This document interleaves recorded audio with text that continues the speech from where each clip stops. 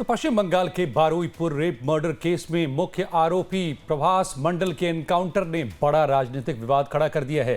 विपक्ष इस पर गंभीर सवाल उठा रहा है। एक तरफ जहां पुलिस एनकाउंटर को आत्मरक्षा में की गई कार्रवाई बता रही है, तो दूसरी तरफ विपक्ष इसे फेक एनकाउंटर करार देकर जांच की मांग कर रहा है। ऐसे में सवाल सिर्फ एक आरोपी की मौत का नहीं, बल्कि उस पर छिड़ी सियासत का भी है। पुलिस की कार्रवाई ने पूरे बंगाल की राजनीति गरमा दी है। पुलिस के मुताबिक बुधवार तड़के करीब 12:45 पर आरोपी प्रभास मंडल को क्राइम सीन रिक्रिएट करने के लिए ले जाया गया था। इसी दौरान उसने एक पुलिसकर्मी की सर्विस रिवॉल्वर छीन ली, भागने की कोशिश की और पुलिस पर फायरिंग की। जवाबी कार्रवाई में प्रभास मंडल घायल हुआ और अस्पताल में उसे मृत घोषित कर दिया गया। प्रभास मंडल इस केस का पहला गिरफ्तार आरोपी था। जांच एजेंसियों के मुताबिक वही बच्ची को आरोपियों तक लेकर गया था। पुलिस का दावा है कि उसी के निशानदेही पर बाकी आरोपियों की गिरफ्तारी हुई।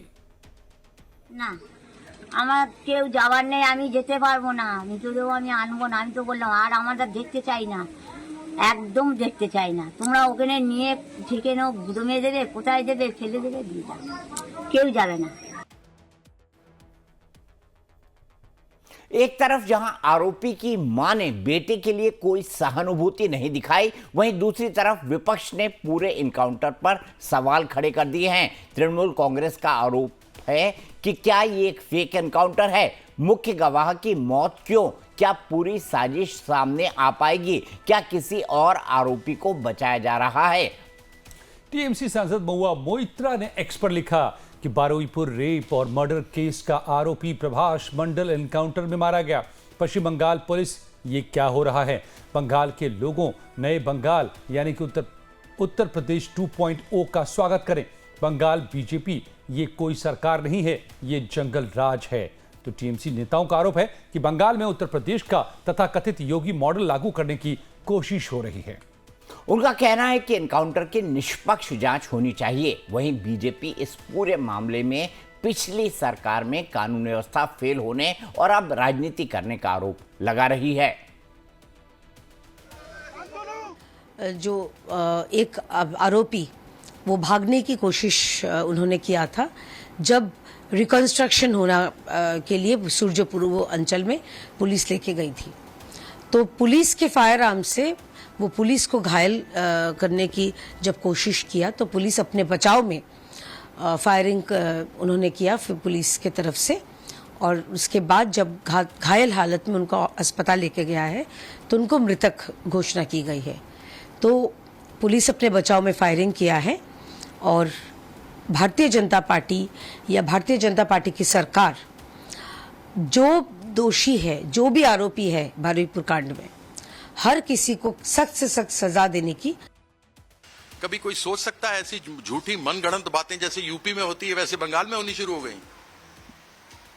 जिस प्रकार से यूपी के अंदर इस तरीके से मनगढ़ंत एनकाउंटर्स किए जाते हैं, इन्होंने भी सच्चाई को छुपाने के लिए बीजेपी वालों ने पुलिस से कह के उसका एनकाउंटर करवा दिया।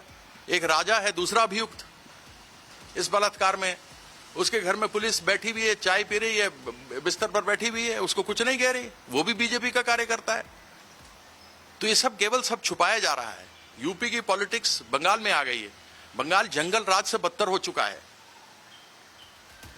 लोगों को जेलों में डाला जा रहा है, पुलिस कस्टडी में बिना एफआईआर के ले जाया जा रहा है, मारा जा रहा है, पीटा जा रहा है, लोग मर गए हैं।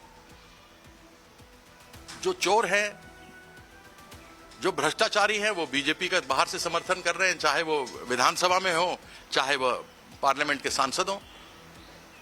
तो ये तो स्वतः सबको दिखाई दे रहा है। इसमें क्या कहने की आवश्यकता है? प्रत्यक्ष को प्रमाण की आवश्यकता होती है क्या? और इस पूरे मामले ने पहले ही राज्य भर में भारी आक्रोश पैदा कर दिया था।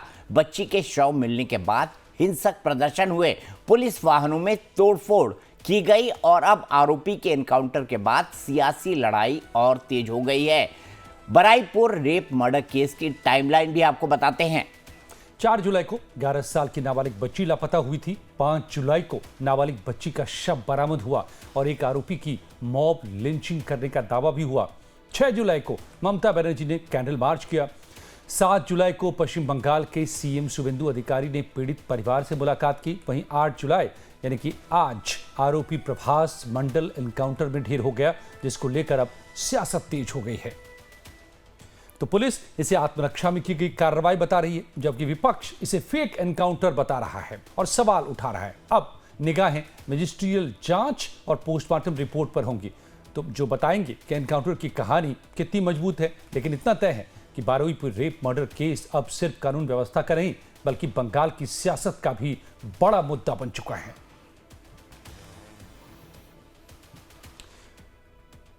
तो इसी पर बात करने के लिए हमारे साथ दो खास मेहमान जुड़ के चुके हैं। हमारे साथ कुशाल पांडे जी हैं, जो कि प्रवक्ता है भारतीय जनता पार्टी के। आप इनको पहले भी हमारे साथ कई सारे शोज में देख चुके हैं, खासतौर पर पश्चिम बंगाल इलेक्शन के दौरान। और इसके अलावा हमारे साथ शेखर सुमन जी हैं, जो कि एक राजनीतिक विश्लेषक हैं। कुशाल पांडे जी, आरोप लग रहा है कि ये एक फर्जी इनकाउंटर था। ये आरोप तृणमूल कांग्रेस लगा रही है, और तृणमूल कांग्रेस तो ये भी कह रही है कि ममता बनर्जी अगले ही दिन जाना चाहती थी, सरकार ने उनको जाने नहीं दिया। इस फेक इनकाउंटर पर आप क्या कहेंगे, फेक इनकाउंटर के आरोपों पर?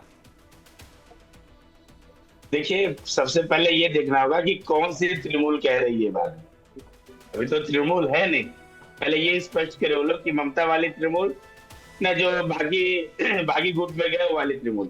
और ये कह रहे जो फेक एनकाउंटर, देखिए हमारे मुख्यमंत्री पहले भी कहे थे, जब विरोधी दल के नेता हुआ करते थे फिर भी उन्होंने कहा था, और आज मुख्यमंत्री होने के बाद भी कह रहे। और पूर्व मुख्यमंत्री ममता बनर्जी कहती थी कि हम बंगाल को उत्तर प्रदेश नहीं होने देंगे, लेकिन हमें लगता है कि बंगाल को उत्तर प्रदेश बनाना पड़ेगा। जो हमारी माताओं बहनों के इज्जत के ऊपर हाथ डालेगा, नो केस नो बेल, सीधा प्रभु से मेल, कोई बीच में कार्यवाही नहीं की जाएगी। तो इसको लेकर के जिस तरह का आरोप विपक्ष लगा रहा है कि फेक एनकाउंटर है, आरोप कौन लगा रही है? पूर्व मुख्यमंत्री ममता बनर्जी। वो तो सर्जिकल स्ट्राइक पर भी आरोप लगाई थी। और जो पुलवामा हमला जब हमारे भारत की आर्मी पाकिस्तान में घुस करके मारे थे, उन्होंने ये भी आरोप लगाया था ये फेक है और ये गलत, ऐसा नहीं होने देना चाहिए। तो ये आरोप लगाने वाले पूर्व मुख्यमंत्री ममता बनर्जी है। उनकी बातों को बंगाल की जनता नहीं लेगी। अगर बंगाल की जनता उनकी बातों पर विश्वास करती तो पुनः उनकी सरकार बनती। तो क्या लेकिन बंगाल की जनता ने भारतीय जनता तो ये भी आरोप है कार्यकर्ता और नेताओं पर भी विश्वास दिया, तो भाजपा की सरकार बनी है। कुशाल जी, ये भी आरोप है टीएमसी का कि ये योगी 2.0 सरकार है, यहां पर अब लॉ खत्म, सिर्फ ऑर्डर चलेगा। देखिए, ऐसा है कि ये मैंने पहले ही कहा कि ये आरोप पूर्व मुख्यमंत्री ममता बनर्जी लगा रहे, योगी जी की बात कही जा रही। तो मैं कहता हूं कि योगी जी जिस प्रकार से उत्तर प्रदेश जैसे राज्य को सुधारा है, जहां गुंडों का शासन चलता था, जहां नेता नहीं, पुलिस नहीं, सिर्फ गुंडे राज करते थे। तो अब शुवेंदु सरकार भी ठोको नीति से सुधारेगी बंगाल को। उस राज्य को सुधार दिए योगी जी ने, तो इस राज्य को भी हमारे दूसरे योगी, हमारे इस राज्य के यशस्वी मुख्यमंत्री शुवेंदु अधिकारी जी सुधारेंगे। आप देखेंगे बंगाल की तस्वीर और तकदीर दोनों विगत 5 वर्षों में एक अलग पहचान बनाई है। 1825 दिन के लिए जो बंगाल की जनता ने सत्ता में लाई है, और जिन जिन वादों को हम लोगों ने सत्ता पर है, उन वादों को पूरा करने के लिए हमारे मुख्यमंत्री 24 घंटा काम कर रहे हैं। तो ये ठोको नीति उसी का हिस्सा है ना, मान लीजिए ना, इतना लंबा चौड़ा क्या, सीधे मान लीजिए हाँ ये ठोको नीति है, और हमने अपना लिया है, बंगाल की सरकार ने अपना लिया है। अपनी बहन बेटियों पे कोई उंगली उठाएगा, कोई उसका बलात्कार करेगा, हम उसको कोर्ट ले जाएंगे, हम उसको सजा दे करके सरकारी पैसे पर उसको पालेंगे। ये कहाँ की नीति है? ये कैसी नीति है? ओके, तो कोर्ट नहीं ले जाएंगे, उसको ठोक देंगे। उसका सीधा एक ही काम होगा, एनकाउंटर, एनकाउंटर। ठीक है शेखर, और दूसरा कोई सजा नहीं है। शेखर सुमन जी, साफ उन्होंने कह दिया, शेखर कुमार जी साफ उन्होंने कह दिया, इनकाउंटर, ऐसी परिस्थितियां और ऐसे अपराध के लिए इनकाउंटर ही सजा होगी। और बीजेपी जो है इसको ढका छुपा नहीं रही है, सार्वजनिक तौर पर साफ तौर पर बोल रही है। देखिए दीपक जी, आज पूरे देश के सामने इन्होंने क्लियर कर दिया कि इनका बाबा साहब के संविधान में, इनका देश के कानून व्यवस्था में किसी चीज में कोई यकीन नहीं है। ये गुंडों की सरकार है, वरना अगर संविधान में इनका यकीन होता तो ये इस तरीके की नालायकी की बातें राष्ट्रीय चैनल पे ऐसे प्रतिष्ठित मंच पे करके ये बेशर्मों वाली हंसी नहीं हंसते।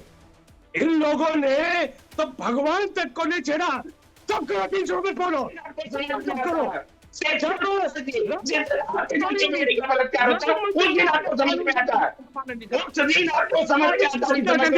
खुशहाल जी, एक के ऊपर एक नहीं, दोनों की आवाज कट जाएगी। खुशहाल जी, पूरा मौका मिलेगा, एक के ऊपर एक नहीं। राष्ट्रीय पार्टी का आप प्रवक्ता है, सभ्यता से बात करिए, अपने समय पे बोलिए, बीच में नहीं बोलने दूंगा। ये जो गुंडागर्दी इन्होंने चलाई है इन अनपढ़ों ने, इसीलिए प्रधानमंत्री ने शुभेंदु अधिकारी को चुना, क्योंकि कैमरे पर वो रिश्वत लेते पकड़ा गया। इसीलिए प्रधानमंत्री ने हेमंत बिस्वा शर्मा को मुख्यमंत्री बनाया, क्योंकि इन्हीं भाजपाइयों ने उसे दलाल भ्रष्टाचारी का। इसीलिए योगी को मुख्यमंत्री बनाया, क्योंकि उसमें आपराधिक मामले थे। आज जो योगी 2.0 कह रहे, इन्होंने भगवान राम की एसआईटी की रिपोर्ट में पता लग गया ना, सिर्फ 40 दिन का, और वो लंपट रहे जैसे लोगों को बचाने के लिए कोई कानूनी प्रक्रिया शेखर जी, शेखर जी, आपका कराने की। शेखर जी और संविधान से दूर रहने वाले ये लोग हैं। ओके, इनका, इन गुंडों का, ये जैसे बंदर, वो बंदर क्या जाने अदरक का स्वाद, सत्ता में आ गए धांधलियां करके, लोगों को झूठे वादे करके। आज ये प्रधानी का चुनाव जीतने की इनकी औकात नहीं है। ओके, लेकिन एक बड़ा, अजय मैं आपको रोकूंगा, मुझे एक सवाल पूछना है इस कंटिन्यूटी को आगे बढ़ाने के लिए, उसके आप पूछेगा। शेखर जी, मैं आपसे जानना चाहता हूं, ये प्रभास मंडल उस 11 साल की बच्ची को अगवा करके ले गया, इसी के ऊपर आरोप है कि बच्ची जिंदा थी, उसको बोरे में भरा गया, बोरे में भर के तालाब में फेंक दिया गया। अब मुझे बताइए, बच्ची चीखती चिल्लाती रही, अब मुझे बताइए ऐसे हैवानों के साथ क्या करना चाहिए, आप बता दीजिए। यही सवाल मैं करना चाहता था। जेल की रोटी खिलानी चाहिए ऐसे लोगों को, बच्चियों पर अत्याचार। दीपक जी सुनिए, आपका बहुत सही सवाल है कि उस बच्ची के साथ एक ऐसी हैवानियत हुई, उस हैवानियत के पीछे जितने लोग थे सारे के सारे आज उनको सजा मिलनी चाहिए थी, लेकिन एक इनकाउंटर करके पीछे कितने और हैवानों को छुपाया गया है। अगर निर्भया केस में 5 लोग थे, अगर मान लीजिए 2 का इनकाउंटर कर दिया जाता, 3 भाग जाते, उनका अता पता बताने वाला कोई नहीं होता, फिर क्या होता? क्यों डर रहे थे ये? आज वहां पे आरोप ये लग रहा है कि एक राजा नामक भाजपा कार्यकर्ता था, उसको बचाने के लिए ये बलात्कारियों को बचाने वाले लोग हैं। ये वो लोग हैं जिनके नेताओं पे शुरू से, चाहे धाकड़ हो, चाहे कुलदीप सेंगर हो, चाहे ब्रजभूषण हो, सब पे आरोप लगते आए हैं। ये तो चरित्रहीन पार्टी है। मैं कह रहा हूं, उस बच्ची को इंसाफ तब मिलता जब सारे के सारे लोग पकड़े जाते। सारे के सारे लोग, शेखर जी अभी तक तो ये जो मंडल है ये बता चुका होगा, ये बोल चुका होगा कि कौन कौन लोग इसमें इन्वॉल्व है, और अगर पुलिस इतना ना कर पाए तो ऐसी पुलिस को फिर पुलिस रहने का कोई हक नहीं। दीपक जी, फिर एक काम करते हैं ना, आज इस देश का खर्चा बचाते हैं, सारी अदालतों को बंद कर देते हैं। जब एक पुलिस वाला अगर ये तय कर सकता है कि कौन अपराधी है, सजा क्या होगी, तो अदालतों की क्या जरूरत है? क्यों इतने केस लंबित पड़े रहे? ये संसद की क्या जरूरत है? इस बाबा साहब के संविधान की क्या जरूरत है? यही भाजपा का एजेंडा है। पश्चिम बंगाल में जो कुछ हुआ, वहां पर रेप और एक बच्ची को जिंदा बोरे में भर के मार डालने के जो आरोपी था, इकलौता आरोपी प्रभास मंडल जो पकड़ा गया था, इसके अलावा भी दूसरे आरोपी हैं। कुशाल पांडे जी, ये बात तो लॉजिकल है ना, प्रभास मंडल तो पकड़ा गया, लेकिन बाकी जो आरोपी हैं जिन्होंने रेप किया, उसके साथ हैवानियत की, वो लोग तो अभी भी खुलेआम छुट्टे घूम रहे हैं। 6 तारीख की ये बात है, आज 8 तारीख हो गई है। इतनी देर उस छोटी सी जगह में पश्चिम बंगाल पुलिस को क्यों लग रहा है? अगर प्रभास मंडल को भी पकड़ लिया तो बाकी लोगों को क्यों नहीं पकड़ा गया? और टीएमसी बार बार कह रही है कि भाई इसलिए नहीं पकड़ा जा रहा है क्योंकि ये तो बीजेपी के कार्यकर्ता हैं। देखिए, ये टीएमसी कह रही है कि बीजेपी के कार्यकर्ता, हम टीएमसी की बातों को बहुत प्रभावशाली नहीं मानेंगे। हमने कहा कि एक गिरफ्तार हुआ है, एक का एनकाउंटर हुआ है, बाकी लोगों का खोज चल रहा है। ये पहली बार ऐसा हुआ कि जिस जगह में बलात्कार हुआ है, उस पीड़िता के घर में मुख्यमंत्री तत्काल पहुंचे हैं। एक दिन बाद यहाँ के पहले के मुख्यमंत्री जो ये आवाज उठा रही ममता बनर्जी, इनसे थोड़ा पूछा जाए कि आपके किन किन जिलों में बलात्कार हुआ, किन किन लोगों के घर गई है। आपको पैसा फिक्स कर दी थी, विवाहित महिला का बलात्कार हुआ तो उसको 50,000 दे दो, कुंवारी लड़की का बलात्कार हुआ तो उसको 1 लाख रुपया दे दो, 55 साल की महिला का बलात्कार हुआ था तो उसको 50,000 रुपया मुख्यमंत्री उसके घर भिजवाई थी। इनको शर्म आनी चाहिए थी जो पूरे मुख्यमंत्री थे। दूसरी बात कि अब कुछ एक आरोपी गिरफ्तार है, एक का एनकाउंटर हुआ, बाकी का भी खोज चल रहा है। बहुत जल्द सलाखों के पीछे होंगे, या तो उनकी भी एनकाउंटर होगी, क्योंकि मासूम बच्ची का जिस तरह से बलात्कार किया गया है उसका एक ही सजा। मैं बाबा भीमराव अम्बेडकर जी के संविधान का पालन करता हूँ, आदर्श मानता हूँ, सब कुछ मानता हूँ, लेकिन इस तरह का घिनौनी हरकत करने वालों की सजा यही होनी चाहिए। तभी जाकर के बलात्कार रुकेगा, तभी जाकर के आप संविधान को मानने की बात कहते हैं कुशाल जी, तो फिर संविधान की एक प्रक्रिया है ना, अदालतें हैं, जज बैठे होते हैं, पुलिस का पूरा सिस्टम है, जज फैसला करेंगे। ये तो आप सब कुछ को बाईपास करने की बात कह रहे हैं, तो यहां कब आप अराजक हो जाएंगे कौन जानता है। आप नहीं तो पुलिस अराजक हो जाएगी। मैंने पहले ही कहा कि मैं उनके संविधान को सम्मान करता हूं, को मानता हूं, लेकिन किनके संविधान को? 11 साल की मासूम बच्ची के साथ में बलात्कार होता है, उसके बाद हम कहेंगे कि उसको गिरफ्तार करो, उसको कोर्ट में पेश करो, उसको जेल में डालो, उसको सरकार का पैसा खर्चा करके उसको पालो जेल में रख करके। मैं सम्मान करता हूं डॉक्टर भीमराव अम्बेडकर जी के सम्मान का, उनके बनाए हुए कानून का, लेकिन मैं इससे भी कहता हूं कि इन लोगों के बारे में अगर लगाम नहीं कसी जाएगी, जैसे एनकाउंटर हुआ, मुख्यमंत्री कह रही है फेक एनकाउंटर है। ठीक है, एक छोटा सा रिएक्शन, समय खत्म हो गया है शेखर जी का।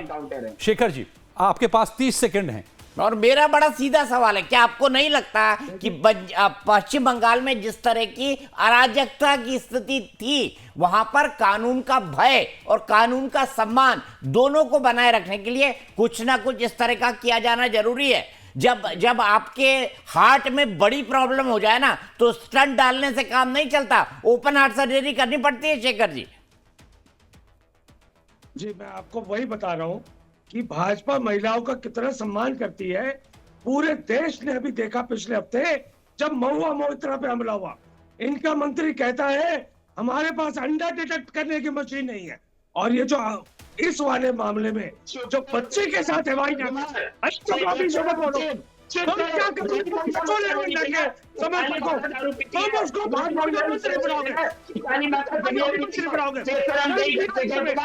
उसको शेखर कुमार यही मित्र है ना, यही मित्र है ना, काली माता कहती है, यही मित्र है कि बैठ के काली माता सिगरेट पीती है। सच नहीं आता तुमको, अरे कुछ चाहिए तुमको।